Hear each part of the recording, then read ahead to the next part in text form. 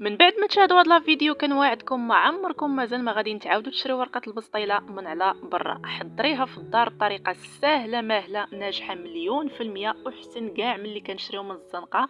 بعض المرات كنلقاوها مسوسه ولا كنلقاوها غليظه ما كتصلح لينا لحتى شي حاجه. الورقه اللي غنحضر معكم اليوم صالحه لجميع الاستعمالات، وكيف ما كتشوفوا معايا كتجي رقيقه رقيقه بزاف بحال الورقه ديال الروز. تقدري تحضري بها اي شهيوه بغيتي. ودابا بسم الله على بركه الله نبداو لا فيديو ديالنا. قبل ما ندوزو المقادير ما تنسوش تدعموني بلايك وتشتركوا في القناه باش يوصلكم كل جديد ديالي. ودابا ندوزو مباشره للمقادير. في كاس ديال المولينكس درت فنجان ديال الدقيق الابيض اللي هو الفورس، وكاس ديال الماء بارد من روبيني، ودرت معلقه صغيره ديال السكر حبيبات والملح حسب الذوق، وجوج معالق ديال الخل. مباشره غادي نطحن المكونات ديالي، ولكن غادي نزيد نص ديال الفنجان اللي عبرت به الماء بالاول حيت الخليط جاني شويه ثقيل. وغادي نستمر في طحن المكونات حتى نوصل للقوام اللي بغيت. القوام اللي خصو يخرج لينا خصو يكون بحال هكا خفيف، ولكن ملي كنطحنوه ضروري ما خصنا نصفيوه باش نحيدو منه كاع الزوائد اللي تيكونوا. مباشره كناخذ مقله. هنا ضروري خص المقله ديالنا ما تكونش كتلصق نهائيا، ما كنديروها في ماء، ما كنديروها في حتى شي حاجه، ما كندهنوها لا بالزيت لا بوالو. فقط كتكون النار ديالنا مهيله، يعني النار تكون ميته تماما. كنبداو ناخذوا واحد لابغوش وكنبداو ندهنوا في المقيله ديالنا وكنحطوها فوق النار وكنبقاو بحال هكا نروتوشيو الا بانت لينا شي بلاصه خاويه. وضروري ما خصو يكون عندنا واحد الكوردون بحال هكا كنقعدوا به الورقه ديالنا. ملي كنشوفوها بدات كطيب، شوفوا معايا راه سلسه والطريقه سهله وبسيطه، ما كتعذبنا ما والو، كتخرج رقيقه بزاف لدرجه ان اليد الاصابع ديالنا كتبان منها.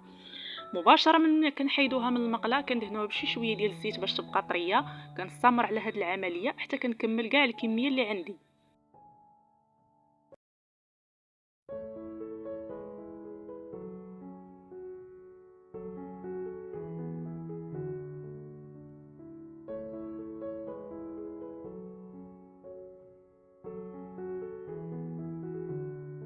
شوفوا معايا تبارك الله ما شاء الله كتجي رقيقه لواحد الدرجه ما تصوروش، لدرجه ان الاصابع ديالنا كيبانوا منها ناجحه مليون في المية. كيف قلت لكم عليكم غير تجربوها، راها صادقه مليون في المية.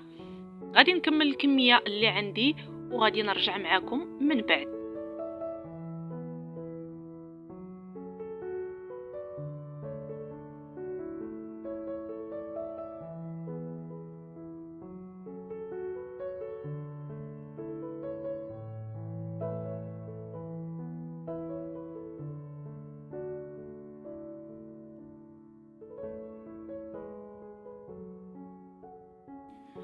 وبهذه الطريقه كنكونوا حضرنا ورقه البسطيله في الدار بمكونات بسيطه وطريقه سهله ماهله ناجحه مليون في المية كيف ما شاهدتوا معايا في الفيديو. بالنسبه للحجم تقدروا ديروها اكبر من هكا. انا اغلبيه الوصفات ديالي كنستعمل لهم هذا الحجم، داكشي علاش دائما كندير الحجم الصغير. فقط يمكن لكم ديروا مقله كبيره تكون ما كتلصقش وديروا الحجم الكبير بحال هكا باش لا بغيتوها البسطيله او لا شي حاجه واحده اخرى.